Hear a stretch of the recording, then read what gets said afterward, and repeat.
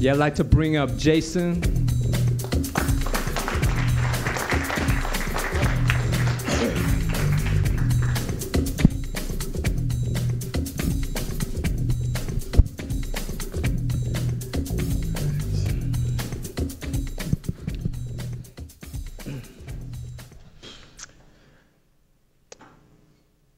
So I'm a writer, and my little brother, he's a b-boy. That's a break dancer for any of you who have ever been fortunate enough to watch Breaking or Breaking 2 Electric Boogaloo. Yeah, so we're close. I think one of the things that kept us close is the fact that we both did some kind of art form because we probably would never be able to live up to the standard left by our older brother. So, but the thing is that we don't really know each other as adults. And a lot of that is because when I left when he was 13, so I wasn't there for him while he struggled with addiction. I wasn't there for them as an adult when he struggled with his divorce. And I wasn't there for him while he struggled with the constant disappointments my parents expressed to him for the kind of life he chose to be a dancer.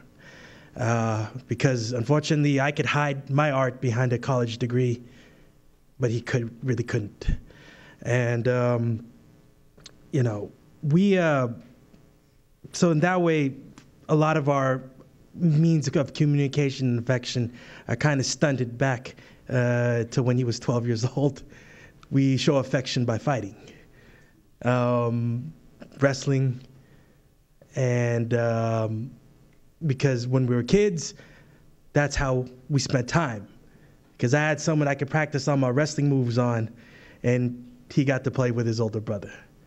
So in my writing, I tried to figure out some kind of way to communicate to my brother. And so I wrote him this poem.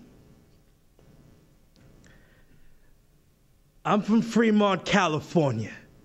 Now, it was no South Bronx. We never had Central Park. Cool Herc plugged into the lamppost, uprock battles in the subway. No, this right here.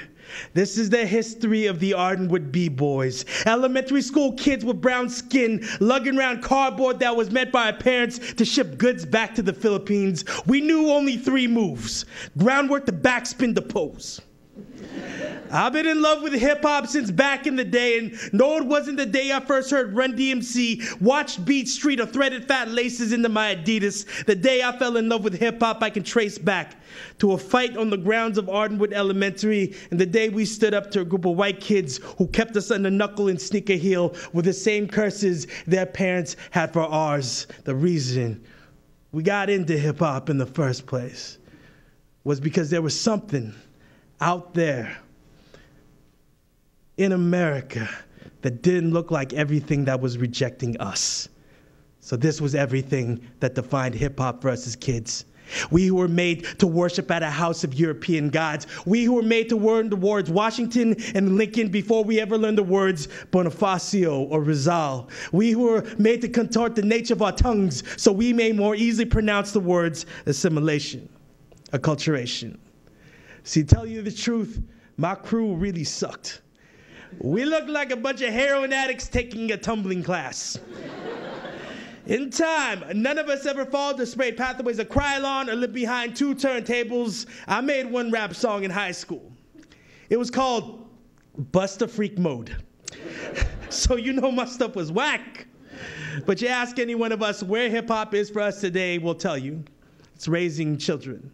It's fighting to pay the bills. It is living split lip, bruised knuckles with an ear-to-ear grin. And yet another MC wants to talk about the death of hip-hop and claim it is the philosopher's stone, but I'm not ready to believe it. See, at my base metal, I'm still that kid throwing tan bark at America. And yeah, most days I still dream about being a dope MC. But I tell stories like this one.